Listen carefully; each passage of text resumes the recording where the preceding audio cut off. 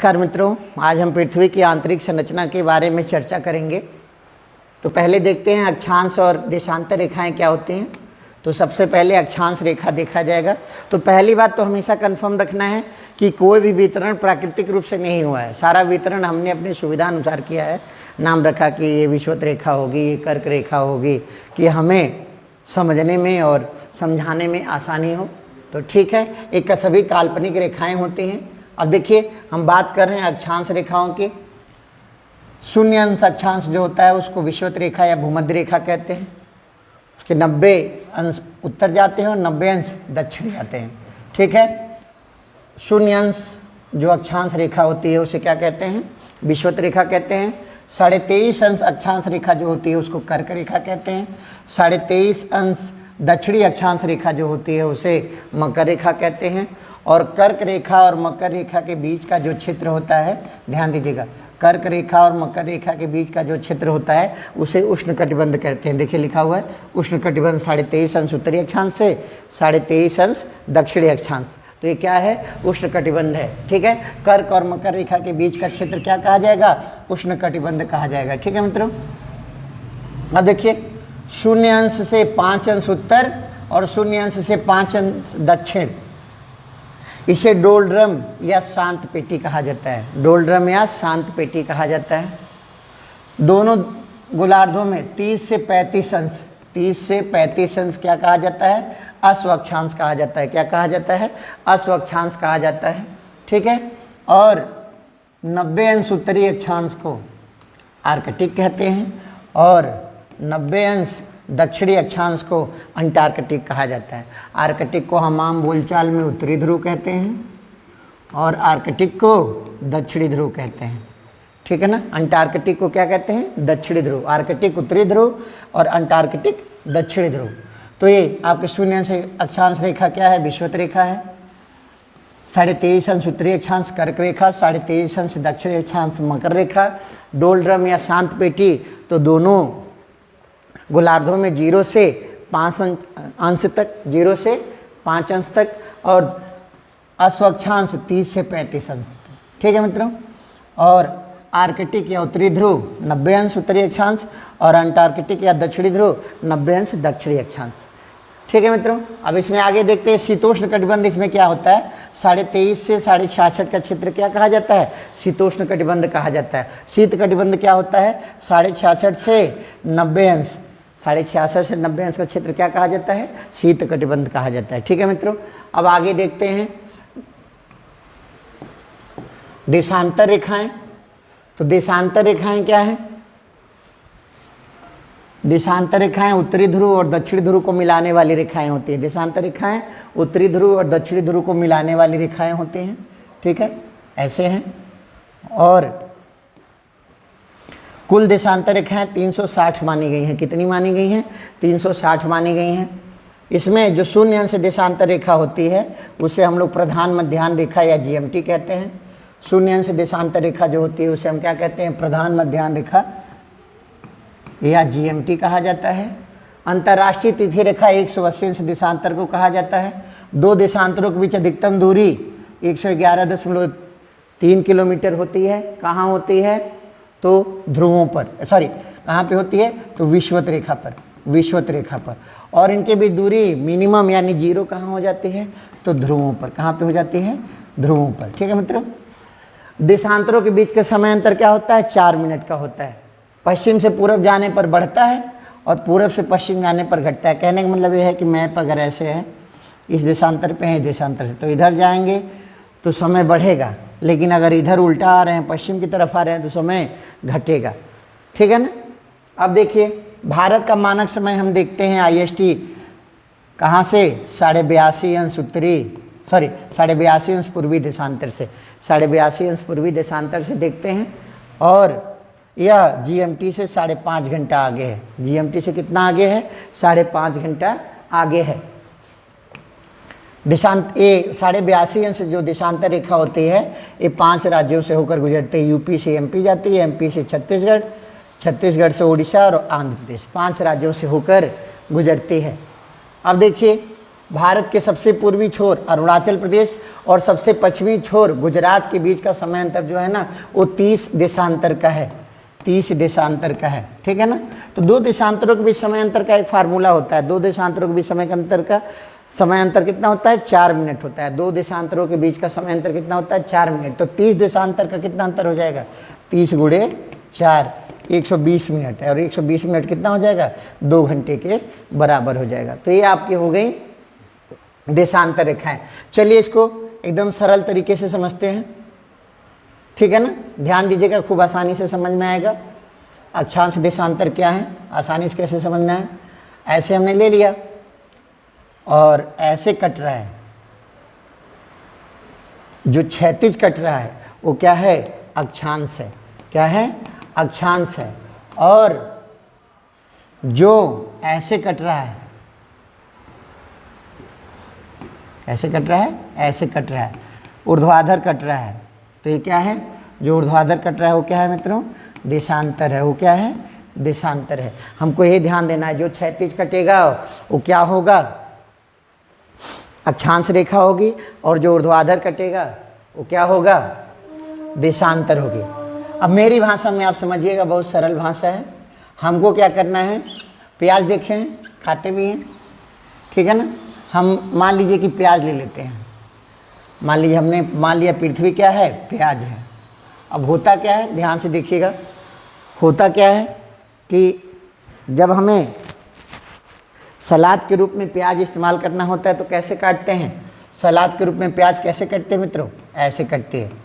कैसे कटते हैं, ऐसे कटते हैं, देखिए। और बढ़िया काटने वाला आदमी है ना, तो 2 स्लाइस के बीच की दूरी भी क्या होती है फिक्स होती है, ठीक ना, बराबर बराबर दूरी पे काटता है। तो अगर हम सलाद वाला प्याज काट रहे हैं, अगर मान लिया हमने ले लिया प्याज, इसको सलाद के रूप में काट रहे हैं, तो कौन सी रेखा बना रहे हैं अक्षांश। और अब देखिए अक्षांश बना रहे हैं, आपने प्याज कटते हुए देखा। सबसे बड़ा सलाद का पीस कौन सा होता है, बीच वाला। सबसे बड़ा सलाद कौन सा होता है, बीच वाला सबसे बड़ा होता है, बीच वाला सबसे बड़ा होता है। यानी सबसे बड़ी रेखा कौन सी है, विषुवत रेखा। बीच में कौन है, विषुवत रेखा। ज्यों ऊपर नीचे जाते हैं रेखाओं का आकार, जैसे जैसे प्याज की सलाद का पीस छोटा होता जाता है, सलाद का पीस ऊपर और नीचे क्या होता जाएगा, छोटा होता जाएगा, तो रेखाओं का क्षेत्र भी क्या होता जाएगा, छोटा होता जाएगा। लेकिन सबसे बड़ा सलाद कहाँ कटेगा, बीच में कटेगा। तो बीच वाली विषुवत रेखा जो होती है ये सभी रेखाओं में सबसे बड़ी होती है। सबसे बड़ा क्षेत्र वृत्त कौन सा बनेगा, विषुवत वृत्त बनेगा। और ज्यों ऊपर जाएंगे रेखाएं क्या होती जाएंगी, छोटी होती जाएंगी। लेकिन 2 अक्षांश रेखाओं के बीच की दूरी हमेशा फिक्स रहती है, 111.4 किलोमीटर। 2 अक्षांश रेखाओं के बीच की दूरी हमेशा क्या फिक्स रहती है, कितनी है 111.4 किलोमीटर। तो बात यहाँ ये आ गई कि जब मैं प्याज सलाद वाला प्याज काट रहा हूँ, समझिएगा सलाद वाला प्याज काट रहा हूँ, तो क्या हो गया अक्षांश रेखा हो गई। और सबसे बड़ा वाला सलाद का पीस कौन सा निकल रहा है, बीच में। और बीच में कौन सी रेखा होती है, विषुवत रेखा, यानी सबसे बड़ी विषुवत रेखा है। और जो ऊपर जाते जाएंगे और नीचे जाएंगे तो क्या होता जाएगा, रेखाओं का आकार छोटा होता जाएगा, यानी क्षेत्रफल क्या होता जाएगा, छोटा होता जाएगा, ठीक है ना। क्षेत्रफल क्या होता जाएगा, छोटा होता जाएगा।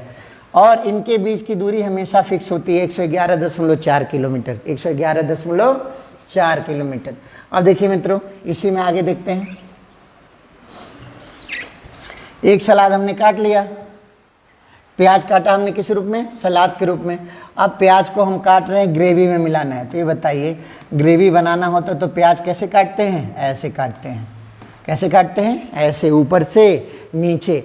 तो जब ग्रेवी वाला होगा, ये कौन सा प्याज हो गया, ग्रेवी के लिए प्याज कटा। किसके लिए प्याज कटा, ग्रेवी के लिए प्याज कटा। तो ये कौन सी रेखा बनाया, देशांतर रेखा।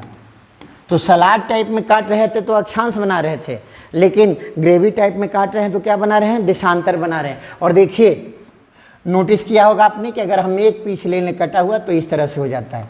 ये उत्तरी ध्रुव है, दक्षिणी ध्रुव है, ध्रुवों पर इनके बीच की दूरी क्या हो गई, देशांतर रेखाओं के बीच की दूरी, इनके बीच की दूरी क्या है, बदल रही है।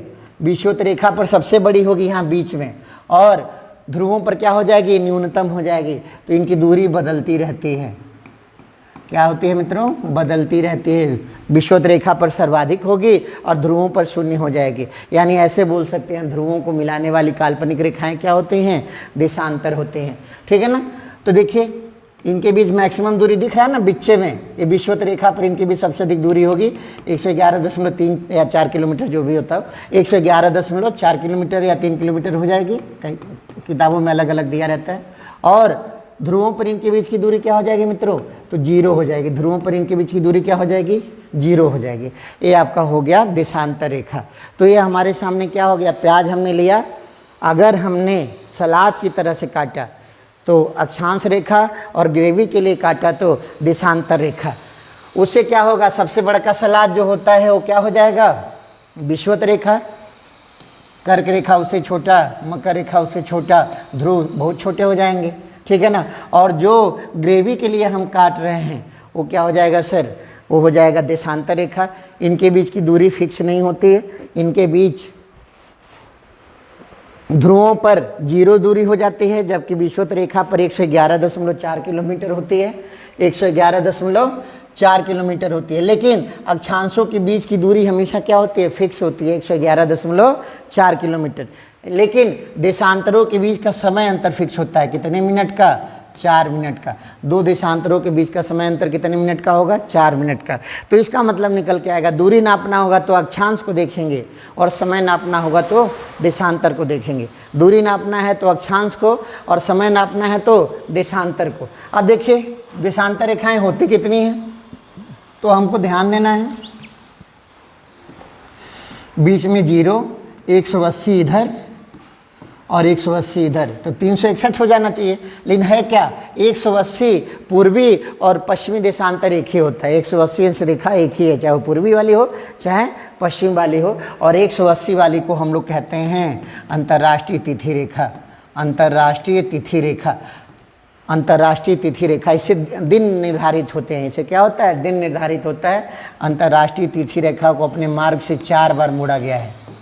क्यों, मान लीजिए अगर इसके पूरब में मंगलवार है तो पश्चिम में सोमवार रहेगा, पूरब में मंगलवार है तो पश्चिम में सोमवार रहेगा। एक ही देश के बीच से चली जाए तो आधे देश में सोमवार रहेगा, आधे देश में मंगलवार रहेगा। इसीलिए अगर रास्ते में कोई देश पड़ा तो इस रेखा को ऐसे मोड़ दिया गया। तो इसलिए ध्यान रखिएगा, अंतर्राष्ट्रीय तिथि रेखा को 4 बार मोड़ा गया है। और 2 और मुख्य रेखाएं हैं इसके लिए, 2 देशांतर और प्रमुख हैं, ध्यान देना है। जो 0 अंश देशांतर होता है, जो 0 अंश देशांतर होता है, ठीक है ना, वो GMT होता है। लंदन के निकट थेम्स नदी के किनारे एक शहर है GMT, वहाँ से विश्व भर का समय देखा जाता है। ठीक है ना। और भारत का समय कहाँ से देखा जाता है, 82.5 अंश पूर्वी देशांतर से, नैनी से, इलाहाबाद से। ठीक है ना। और हमारा समय लंदन वाले समय से कितना आगे है, 5 घंटा 30 मिनट आगे है। ठीक है मित्रों, 2 देशांतरों के बीच का समय अंतर 4 मिनट, 2 अक्षांशों के बीच की दूरी 111.4 किलोमीटर। अब देखिए विश्व का मानक समय GMT शून्य अंश रेखा से, यानी भूमध्य रेखा से, शून्य अंश देशांतर से, यानी प्रधान मध्याह्न रेखा से। ठीक है ना। भारत का मानक समय 82.5 अंश पूर्वी देशांतर से, और 180 अंश जो देशांतर रेखा होती है उसको अंतर्राष्ट्रीय तिथि रेखा कहते हैं। उसको क्या कहते हैं, अंतर्राष्ट्रीय तिथि रेखा कहते हैं। ठीक है मित्रों, अब आगे देखते हैं। अक्षांश और देशांतर आपको समझ में आ गया होगा।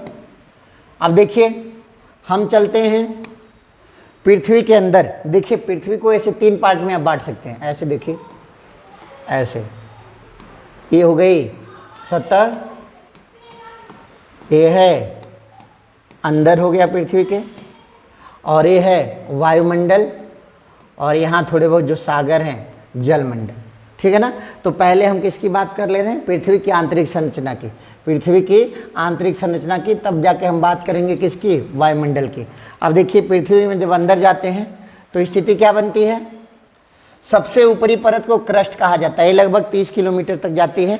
सबसे ऊपरी परत को क्या कहते हैं, क्रस्ट। इसमें सिलिकॉन और एल्युमिनियम अधिक मात्रा में पाए जाते हैं, इसीलिए इसे सियाल भी कहा जाता है। इसीलिए इसे क्या कहते हैं, सियाल भी कहते हैं। देखिए क्या कहते हैं, सियाल भी कहते हैं। सिलिकॉन और एल्युमिनियम ज़्यादा पाया जाता है। इसकी गहराई कितने तक होती है, 30 किलोमीटर तक। इसे क्या बोलते हैं, सियाल। अब देखिए और नीचे जाते हैं तो मेंटल पड़ता है, वहाँ सिलिकॉन और मैग्नीशियम अधिक पाया जाता है, इसीलिए इसे सीमा कहते हैं। क्या कहते हैं? सीमा। इसका विस्तार 290 किलोमीटर तक होता है। और सबसे नीचे होता है नीफे, जिसको हम लोग क्या कहते हैं? कोर कहते हैं। क्या कहते हैं? कोर कहते हैं। और ये लगभग 6400 किलोमीटर तक जाता है, जहाँ पृथ्वी का केंद्र है। ठीक है ना?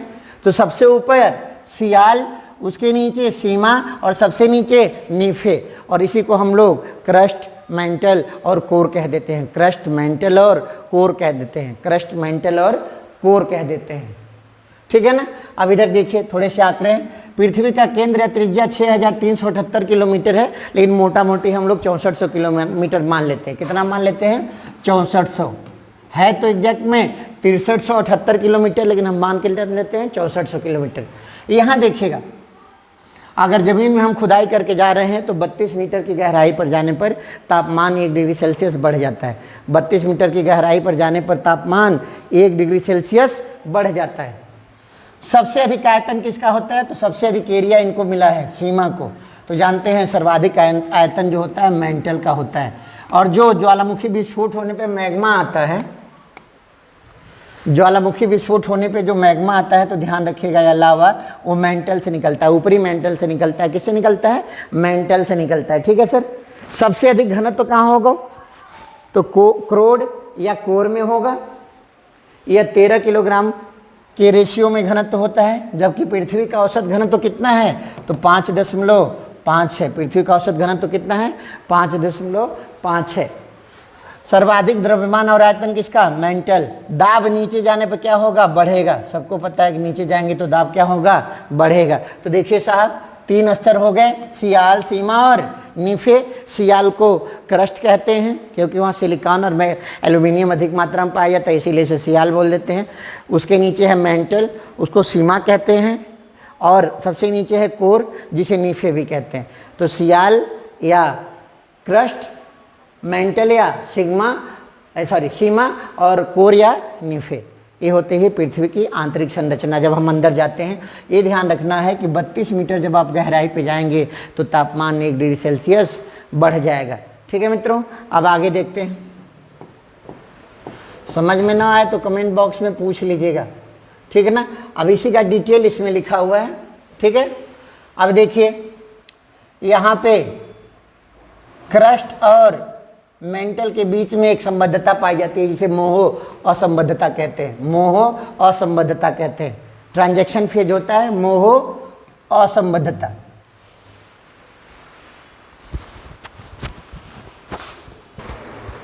तो मोह असंबद्धता देखी जा रही थी कि ध्यान रखेंगे कहाँ है?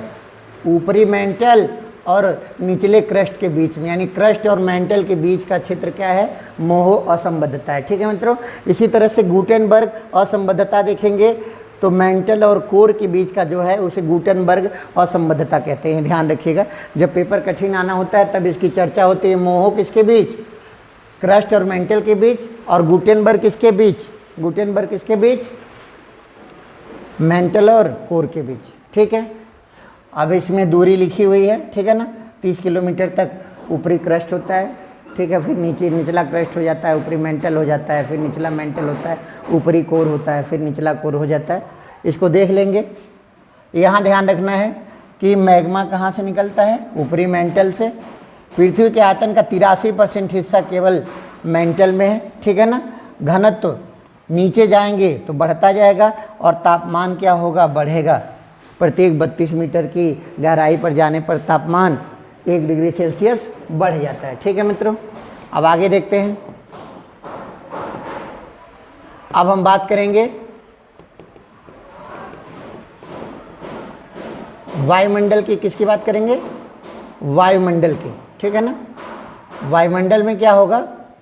तो देखा जाए, वायुमंडल की संरचना ऐसे है। सबसे नीचे हमारा आता है क्षोमंडल। सबसे नीचे क्या है मित्रों? क्षोमंडल है, जिसको अंग्रेजी में ट्रोपोस्फीयर कहते हैं। इसकी ऊंचाई 18 किलोमीटर तक होती है।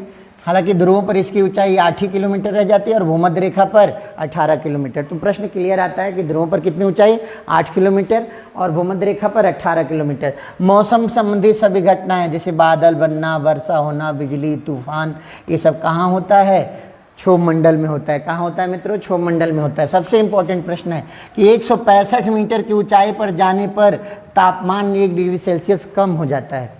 तापमान 1 डिग्री सेल्सियस कम हो जाता है। कितनी ऊंचाई पर? 165 मीटर की ऊंचाई पर तापमान 1 डिग्री सेल्सियस कम हो जाता है। तो यहाँ ध्यान रखिएगा मोटा मोटी कि अगर 1 किलोमीटर ऊंचाई पर जा रहे हैं, किसमें? केवल क्षोभ मंडल की बात हो रहा है, तो 6.05 डिग्री सेल्सियस यानी 6 डिग्री सेल्सियस तापमान क्या हो जाएगा?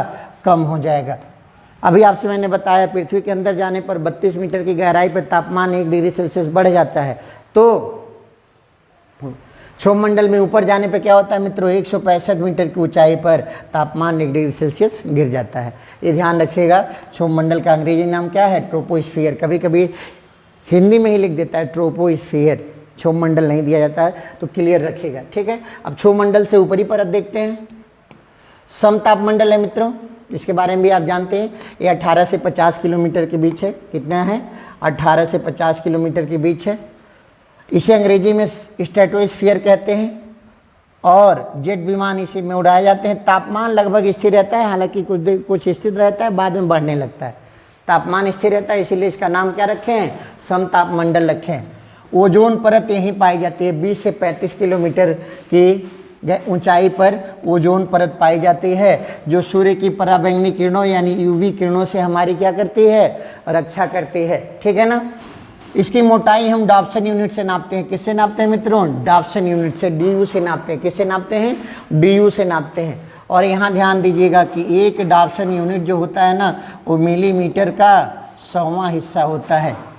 मिलीमीटर का 100वां हिस्सा होता है, ठीक है मित्रों। अब आगे देखते हैं। कह रहे हैं ओजोन परत पे सबसे बड़ा छिद्र कहाँ है? अंटार्कटिक में है। अंटार्कटिक मतलब दक्षिणी ध्रुव। अंटार्कटिक मतलब क्या हुआ मित्रों? दक्षिणी ध्रुव।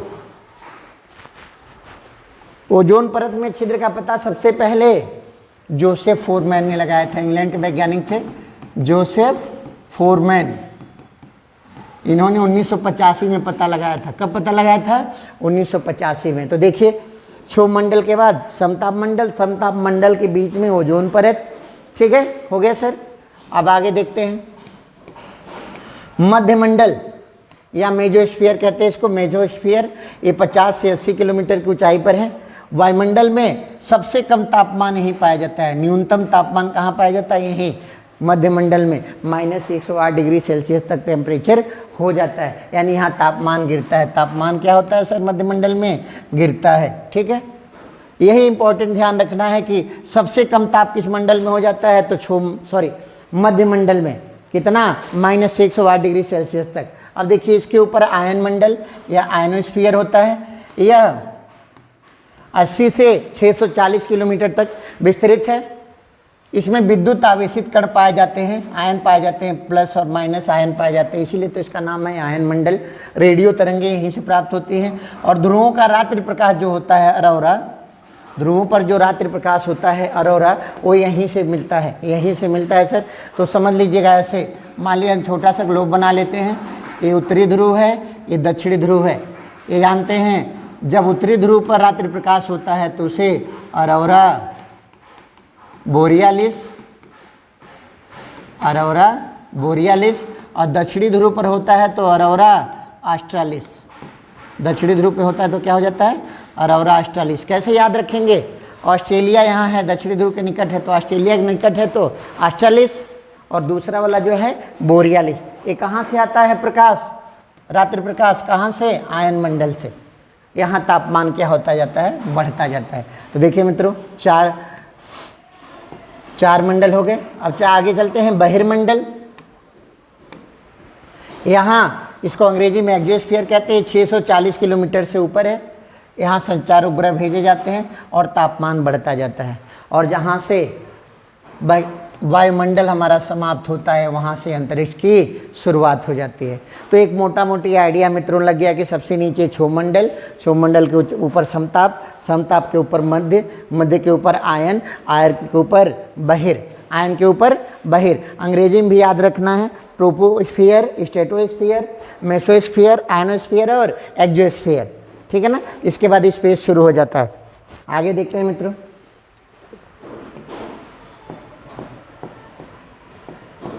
अब इसको डिटेल में देख लीजिएगा किसमें क्या होता है, किसमें क्या होता है, ठीक है ना।